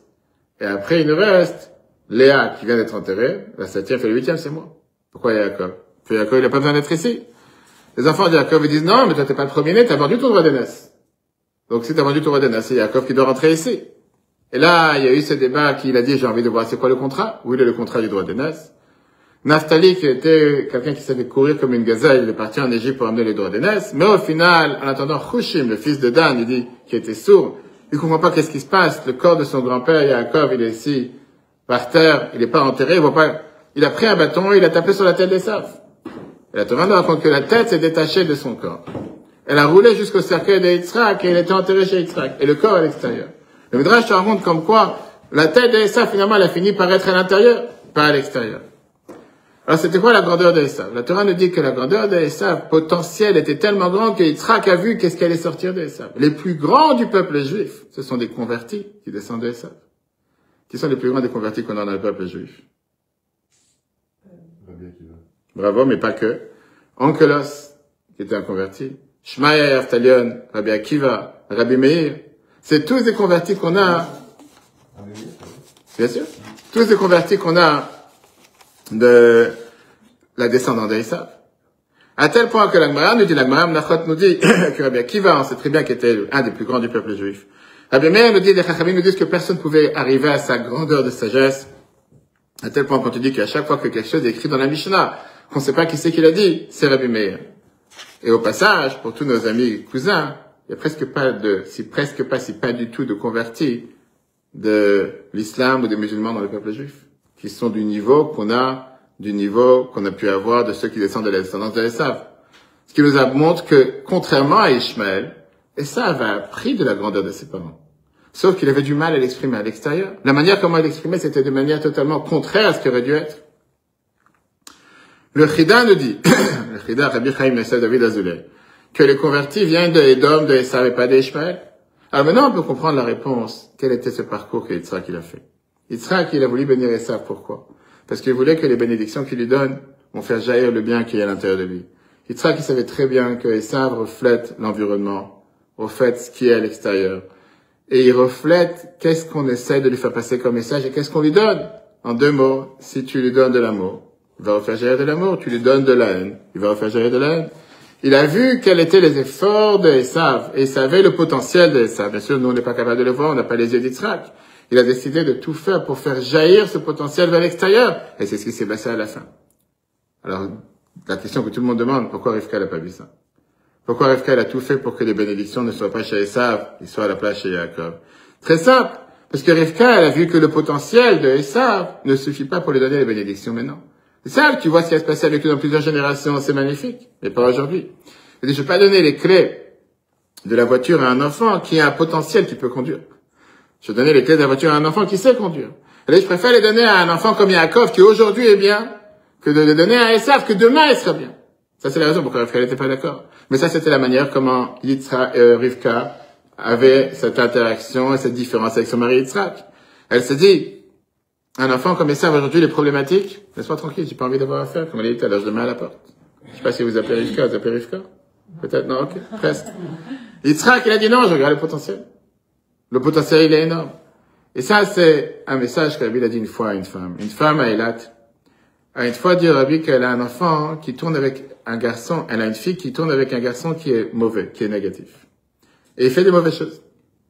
Et elle demande au Rabbi quoi faire. Est-ce qu'il faut que je le mette à la porte? Parce que c'est ma fille et je peux pas voir ma fille qui tourne avec cet enfant. Ou bien, c'est ma fille, qu'est-ce que je vais faire?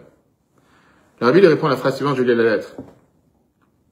Le Rabbi dit, apparemment, il s'avère que vous n'avez pas la possibilité aujourd'hui de changer la situation de votre fille. La seule chose que vous pouvez faire, de vous comporter avec elle, que votre fille ressente que sa maison est toujours ouverte face à elle. Deuxièmement, vous êtes tout le temps prêt à l'aider dans n'importe quelle situation quand elle a des problèmes. Facile, pas facile. Mais Rabbi a toujours eu cette approche. Face à un enfant rebelle, face à un enfant qui se révolte, face à un enfant qui est sorti de la route. Toujours garder la porte ouverte et le dialogue ouvert. Toujours lui montrer, comme l'a dit tout à l'heure, je ne juge pas en fonction de tes notes, je suis en fonction de qui tu es. Tu es mon enfant, tu resteras mon enfant éternellement. Sache que la maison, elle est ouverte. Sache que la porte, elle est ouverte. Et qu'au final, c'est seulement comme ça que l'enfant pourra revenir sur le bon chemin. Terminons avec 2 histoires. Première histoire, c'est une histoire, je crois que je vais raconter, si je ne sais pas si c'était ici. C'est une histoire qui s'est passée dans les années 80 avec un enfant qui a fait une fugue. Vous savez quoi une fugue? Il s'est enfui de la maison. Un enfant de 16 ans. À Kronitz, quartier du Rabbi. Mais à l'époque, il n'y avait pas comme aujourd'hui les portables, les trucs, on peut avoir les AirTags, on peut savoir ce qui s'est passé, t'as caché, t'as vu quelqu'un dans la voiture. Pas à savoir ce qui se passe. L'enfant, il est parti de la maison. Et la mère, elle est inquiète. Pas de nouvelles, pas de portable, pas de message, rien. On ne sait pas où il est ni quoi, rien. Aucune nouvelle. Il se passe quelques jours. C'est bon, il est parti avec des copains, ça va revenir demain après-demain, mais ça passe 1 semaine, 2 semaines. Qu'est-ce qui se passe? Elle écrit au Rabbi. Et elle écrit au Rabbi qu'elle est prête à jeûner. Et qu'elle se dit, comme quelqu'un l'a dit ça tout à l'heure, culpabilité. Tu sais qu'elle dit qu'il culpabilisait? C'est toi? Non, qu'elle dit que j'ai forcément fait quelque chose de mauvais. Mon enfant, il est parti de la maison, on va savoir. Et elle a écrit au Rabbi en disant, je sais pas, qu'est-ce que je dois faire? Quel tikkun je dois faire? Comme quelqu'un m'a sorti la semaine dernière une histoire sordide, il m'a dit, j'ai appelé un rabbin en Israël qui m'a dit, il faut que j'aille me purifier dans un mikvé parce que ça va faire quelque chose. J'ai jamais vu ça dans la Torah, c'est écrit nulle part. Par contre, la Torah te dit, qu'il faut mettre des tefilines, qu'est-ce que tu nous racontes des histoires? Ok. Donc elle s'est dit, peut-être faut que je fasse tchouva, peut-être faut que je sais pas, je fasse des jeûnes, on va savoir, qu'est-ce que je fais? Et elle demande à lui quoi faire. Comment faire pour mériter que mon enfant revienne? Alors lui lui répond une phrase, une ligne. Voilà l'histoire de cette femme. Investis dans ton repas de vendredi soir. Alors, qui c'est ici qui cuisine pas vendredi soir? Qu'est-ce que ça fait pour vendredi soir? Raconte-moi, c'est quoi les bons plats que tu as fait vendredi soir? Ok. Qu'est-ce que ça veut dire? Investis dans ton repas de vendredi soir. Ah, c'est dit, j'hallucine, quoi. Qu'est-ce que j'ai pas fait vendredi soir? Qu'est-ce que je dois faire vendredi soir? Quel rapport maintenant? J'ai un enfant qui s'enfuit de la maison, alors lui, il dit, qu'est-ce que j'ai commencé à me battre? Ok. Elle rentre à la maison, elle parle avec son mari. Elle s'appelait pas ni Johanna, ni Jennifer. Elle rentre à la maison, elle parle avec son mari, elle dit, écoute-moi. Qu'est-ce qu'on peut faire vendredi soir qu'on n'a pas fait jusqu'à maintenant? Son mari dit, c'est qu'on vient ensemble, viens on parle aux enfants, il y a 3 enfants à la maison. Dis-moi ce que tu aimes. Ils font le tout. Un enfant, il dit, moi j'ai des sushis. Le vendredi soir, on ne pas sushi. L'autre, il dit, moi j'ai des pizzas. L'autre, il dit, je sais pas, des bagels, va savoir quoi. Quel rapport quand une femme, elle a l'habitude de faire couscous depuis 50 ans, que ça n'a pas changé de goût et odeur. Et l'autre, il te fait du gefilte fish, ça n'a pas sorti de goût et odeur, la même chose. Et là, ils ont décidé cette semaine, on fait le menu à la carte. Restaurant, tu veux tes sushis, t'as les sushis ou t'as... Et les repas étaient à merveille. Eh, j'ai oublié que tu sais quoi, cette semaine, on parle pas ni des notes, ni rien. À table, on raconte une histoire, donc ça la paracha. Que ce soit joyeux, que les enfants, ils s'éclatent, comme on dit. Matériellement, spirituellement. Passe 1 semaine, 2 semaines, 3 semaines. L'enfant n'est toujours pas là. En pleine semaine, l'enfant qui a fait la fuite, qui a disparu, il appelle à la maison. Et par malheur, c'est qui lève le téléphone? Un de ses frères. Petit frère. Ah, comment ça va? Je sais pas, il s'appelle David. Hey, comment ça va? Il fait, c'est incroyable que tu m'appelles, que tu appelles. Je fais, qu'est-ce qui se passe? Tu veux pas savoir comment papa et maman nous aiment. Un petit enfant qui dit ça à son frère. Je fais, de quoi tu parles? J'ai 16 ans, ils sont nés aujourd'hui. Je sais qu'est-ce qui se passe dans la maison. Fait, je te promets, je te dis la vérité. Ils nous aiment. C'est un petit enfant qui lui parle. Il n'a rien dit. Vendredi soir arrive, il tape à la porte. L'histoire véridique. Il tape à la porte pour voir est-ce que vraiment ses parents les aiment. Il vient voir la table de Shabbat. C'est pas possible. C'est pas ce que j'avais dit. C'est quoi cette maison? Chacun il a ce qu'il veut. Mais je n'ai pas dit ce qu'il faut faire à la maison. Je suis surtout pas en train de dire ça, que chacun a commencé à faire des sushis, des pizzas. Tu vois, c'est le bon Dieu. Mais tu vois comment il le dit, et comment chacun il est en train, comment chacun il est en train de dire, que chacun est en train de, et il est en train de dire comment il doit investir, pas seulement avec. Il dit, mais c'est pas possible que, comme ça il m'aime. Et grâce à ça il est revenu. Pourquoi grâce à ça il est revenu? Nous sommes sur le rabbin. Comment allez-vous? Je te raconte. Il y a des rabbins avec des bas blanches, il y a des rabbins avec des bas marrons. Tiens, t'as une chaise. Il dit quoi? Vraiment, il m'aime? Et comme ça, il est revenu. Donc, quand on analyse cette histoire en un mot, c'est quoi cette histoire? C'est qu'on peut penser qu'il s'attendait faire les tikkun haklali, je vais faire 20 psaumes, je vais aller au mikvé 100 fois, je vais commencer à faire ci, je vais faire ci, je vais faire ça. Et qu'est-ce que le rabbi lui a répondu? Quelque chose de simple, quelque chose de banal, pas quelque chose qui est hors norme, quelque chose qui est... Ça, c'est le numéro 1. La deuxième histoire que j'allais vous dire, c'était une histoire que j'ai eue dimanche dernier. J'étais encore une fois, je suis parti voir cette page avec un ami qui à chaque fois c'est un dentiste, et qui à chaque fois qu'il a parfois des patientes qui viennent de découvrir qu'ils sont juifs, il me dit, tiens, je te donne le sac. Occupe-toi, découvre, fais quelque chose avec eux. Et lui, c'était une personne qui est très, très loin, qui a rien, qui a pas son nom juif, elle fait rien de religieux ni quoi que ce soit. Ok. Et donc, j'essaie d'appeler 2-3 fois pour prendre rendez-vous avec cette personne, et la personne me dit, mais qu'est-ce que vous voulez de moi? J'ai dit, écoutez, c'est toujours intéressant de découvrir un juif qui habite dans la région, etc. Elle fait, mais je vais vous dire, monsieur le rabbin, je suis pas pratiquant. C'est pas comme les gens ici qui ont la chance d'avoir un rabbin pratiquant, religieux. Chez moi, il y a pas, ça n'existe pas. Je fais quel rapport? Je fais savoir qu'il y a un juif qui habite à côté de moi, faire connaissance. Et au passage, je sais pas, vous avez une mezuzah à la maison, quelque chose? Ok. Alors, donc, ça après 3 semaines que je l'appelais, qu'elle m'a pas rappelé, elle m'a rappelé, et on a pris rendez-vous dimanche matin, la semaine dernière. Donc, je vais la voir dimanche matin à la maison, une femme qui a 75 ans. Quand tu rentres dans la maison, il n'y a rien de juif. Aucun symbole, rien. Il y a des fois, t'as un menorah, t'as un vieux Magen David sur le mur, rien, vraiment rien de rien. Et on commence à discuter pendant une demi-heure. Elle m'a dit comment ses parents s'occupaient d'une synagogue en 92, il y a longtemps, et qui sont enterrés aujourd'hui à Pantin, et qu'elle fait absolument rien. J'ai jamais eu une mezuzah dans la maison, rien de... Et moi, j'ai dit au départ, j'ai dit, ça serait bien peut-être d'avoir une mezuzah. Je me suis dit, non, mais ça me parle pas. Après, j'ai dit, vous connaissez un autre juif dans la région? Elle fait, oui, ma fille, mais elle n'est pas mariée avec un juif. Surtout, ne lui parlez pas. En plus, qu'elle a un enfant de 12 ans, je suis bien, on va faire la bar mitzvah dans un an. Elle fait, non, je vous en supplie, ne l'appelez pas. Rien. Laissez-moi tranquille. C'est pas son truc. Elle a jamais été éduquée dans ça. Moi non plus, on n'a jamais rien fait, rien. Je dis, il n'y a pas une fête, quelque chose que vous avez fait, Rien, laissez-moi tranquille. Peut-être, Hanouka, Noël, on a l'habitude d'allumer les lumières. Rien, laissez-moi tranquille. Donc après une demi-heure de discussion, j'ai dit, regardez. Le monde aujourd'hui, on a besoin d'avoir protection et bénédiction. Chacun d'entre nous. Maison juive doit avoir une mezuzah. Protection. Et je vous en supplie, regardez, ça serait bien, hein, si on peut placer aujourd'hui une mezuzah à la porte. Maintenant, on n'est pas obligé de la mettre à l'extérieur, on peut la mettre à l'intérieur, mais au moins avoir une maison juive, c'est une protection pour une maison, pourquoi pas? Et la première des gens a quelque chose qu'on me demande, combien ça va me coûter? Je ne sais pas parler d'argent. Et quand j'ai dit, on est un des seuls travail qui donne les mezuzahs gratuitement, j'en ai pas, qu'on a 92. Je vous ai demandé une protection dans la maison, c'est ce que je vous demande, pas plus. Je fais, et si vous êtes d'accord, peut-être on peut en mettre une aussi à la porte de votre chambre. Au moins avoir une deuxième.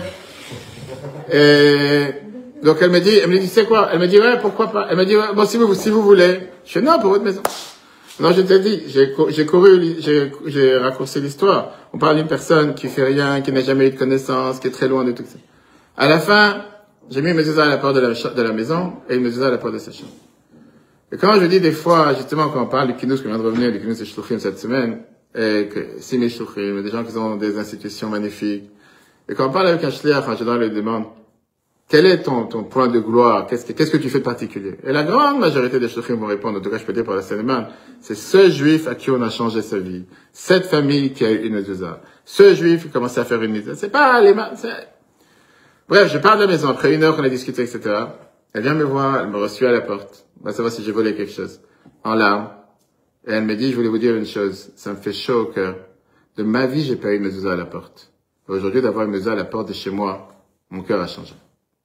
J'ai pas demandé de dire. J'ai même pas enregistré. Mais, ce qu'on vient de dire, encore une fois, un juif, il a une neshama, un juif, il a une âme juif. Parfois, il peut montrer qu'il est rebelle. Parfois, il peut montrer vraiment que, comme je racontais chaque fois, quand je passe dans l'avion, quand je vais en Israël pour mettre des tefilines aux gens, 80% des gens, ils te jettent. Il y en a qui savent te jeter calmement. Il y en a qui te jettent pour s'assurer que tous ceux qui sont autour, ils vont remarquer comment ils t'ont jeté. Il y en a qui vont se lever, commencer à faire tout un monde, et il y a des gens qui filment. Je peux vous dire, il y a pas longtemps, j'étais dans un avion, je peux pas mettre de tefilines. Et je sais pas, le siège, je sais pas, 10, 12. La personne en face, qui a 5 sièges, il a dû sentir qu'il y avait des tefilines dans l'air. Il s'est levé. Il a commencé à crier de sa place. Pas devant tout le monde. Qu'est-ce que tu es en train de faire? C'est pas une synagogue ici? J'ai pas répondu. Et après, j'ai à l'arrière, quelqu'un qui est en train de filmer. Aujourd'hui, tu peux pas bouger un doigt, tu filmes pas. Et la personne, elle me dit, mais qu'est-ce que je me suis senti mal pour vous? La vérité, j'ai de la peine pour vous. Comment vous méritez pas ça? Qu'est-ce que vous lui avez fait mal? Je sais pourquoi vous sentez mal. Il a une neshama. Ça l'a touché à sa neshama, ça a touché à son âme. Je parle pas de ceux qui te disent, j'ai arrêté de mettre les tulines le 7 octobre. Je lui ai dit, mais 7 octobre, c'était Yom Tov, même pas les tulines. Peu importe, tu vas savoir. Les gens, vous savez, il faut faire un livre de ce que les gens, ils vous racontent. Mais t'as des gens, qui encore une fois, il a une neshama, il a une âme juive. Et je peux vous dire par expérience, je sais pas comment ça se passe ici. Ça fait 24 ans. En Seine-et-Marne, des gens qui nous ont jetés 1 an, 5 ans, 10 ans, 15 ans. Vraiment. Quand je dis jeter, c'est jeter méchamment. Et qu'à la fin, hein, ils ont décidé un jour, on vient à Kippo, on vient à un office de Shabbat, on va mettre des tefilines, qui te disent, mettez mon fils dans le droit chemin, pour que 60. Ça, c'est ce qu'on a vu ce soir. Hein? C'est ce qui passe ce soir. J'ai la Hanouka, ce qu'on va faire maintenant à Hanouka, comme tous les ans, ce qu'on est en train déjà de diviser, on prend quelques dizaines de familles qu'on va chaque soir voir. Mais comme je dis, le bonheur que Dieu a fait en Seine-et-Marne, c'était des centaines de communes. Il n'y a pas une commune, il y a 10 familles. Mais il n'y en a pas une, il n'y en a pas une famille. Et des fois, il y a des rues. C'est ce que les gens, ils font dans les autres endroits, qui vont dans une rue où il y a 10, 15, 20, 50 familles. Ici, c'est 50 kilomètres pour une famille. Et des fois, tu peux aller voir une famille, comme j'ai raconté cette semaine, j'ai raconté ça aussi quand j'étais avec le groupe à New York. Une personne d'Israël qui m'a appelé, c'était il y a 1 an ou 2, elle me dit, j'ai ma cousine lointaine qui habite à 50 km de Fontainebleau. Mais la Fontainebleau, c'est déjà à 60 km de Fontainebleau, et chaque année, on a l'habitude d'aller voir l'allumage public au château de Fontainebleau. Donc, je dis, ça tombe bien, c'est à côté. On va y aller, que ce soit 60 km, c'est à 2 pas. Mais donc, comme je dis, à 9h, on peut pas taper à la porte. 9h, les gens, ils dorment. À 9h moins quart, déjà, les volets sont fermés, les gens sont en pyjama à la fin. Des fois, on se fait insulter. Comment vous avez réveillé les gens? C'est pas... On a fini l'allumage à Fontainebleau. J'ai pris la route. Et Waze, il est très intéressant. En Seine-et-Marne, il te fait courir dans les champs de maïs. Même si c'est dangereux. L'année dernière, on était empêtrés dans la boue. Là, vous avez vu les photos, c'était même magnifique. Faut le vivre pour le croire. Et le pire, c'est que le juif qu'on est parti voir à 150 km, il a pas voulu qu'on ouvre la porte, il a pas voulu allumer, il m'a dit non, j'y crois pas, ça m'intéresse pas. Je fais écoutez, je viens de faire 150 km, ma voiture elle est bloquée dans la boue, je peux pas sortir ce soir. Venez allumer une bougie à la porte de chez vous, vous pouvez pas rentrer, non, vous voulez pas. Ah non. Bref, je suis parti voir cette femme, 9h du soir. Elle est dans la maison, il y a la lumière, et c'est une cabane qui est en plein champ. Je sais pas comment les gens, ils habitent dans un repas. Il y a pas, et j'ai dit, mettez, venez, on allume. J'ouvre pas la porte. Je dis comment elle s'appelle. J'ai dit, c'est votre cousine qui m'envoie. C'est pas un extraterrestre, je viens de nulle part. J'ai votre cousine m'appelle. J'ouvre pas la porte. Moi, je peux comprendre, une femme toute seule dans un champ à 9h du soir. Pourquoi pas ouvrir un inconnu qui vient et qui lui dit le rabbin. Je lui ai donné des détails. J'ai dit, écoutez ce qu'on va faire. Je vous donne le kit de menorah, le kit de Hanouka, je vous le laisse sur la boîte aux lettres, à côté de chez vous. Pas besoin de me croire. Restez. Une fois qu'on est parti, tranquille, il n'y a plus personne, il n'y a plus un chef d'entendre, plus de voiture, sortez, prenez-le, ce soir, on allume une bougie, allumez une bougie. Si elle a fait ou pas, j'ai aucune idée. Et je pense que certainement elle a dû le faire si c'est pas le soir, le lendemain. En tout cas, chers amis, ça, c'est ce qu'on a vu ce soir. Je pense que c'est, les réponses que tout le monde a données tout à l'heure, c'est des réponses qu'on donne quand on n'est pas face à l'acte. La réalité, elle est que Dieu fasse qu'on soit jamais dans le cas des saves. Et on prie tous les jours de pas avoir à confronter une telle situation. Mais même si c'est pas pour notre propre enfant, je pense que oui, on est confronté à de telles situations avec des frères et sœurs juifs. Que ce soit dans la même proche famille, que ce soit dans la famille lointaine. Et l'approche chassidique que le Rabbi nous apprend ce soir, c'est que peu importe ce qu'un juif peut faire, parfois il va tout faire pour faire en sorte que tu vas vouloir t'énerver, vouloir tout faire pour dire, il a dépassé toutes les limites. Encore une fois, je pense pas que quelqu'un va arriver au niveau des saves. À 15 ans, faire ce qu'il a fait, je pense pas qu'on connaît quelqu'un pareil. Et néanmoins, combien de fois se dire, en fin de compte, il a cette neshama, il a cet âme juif. Et si on fait cette approche, et on agit de cette approche, tôt ou tard, il finit par revenir. Cours en replay sur Torah.fr, si y a des questions, avec grand plaisir.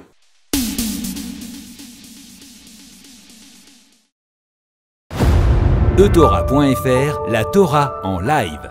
Ce cours est proposé par Torah.fr. Pour nous aider à continuer à diffuser les cours de Torah, vous pouvez faire même une petite contribution sur notre site www.etorah.fr dans l'onglet « Faire un don ». Retrouvez-nous aussi sur les réseaux sociaux.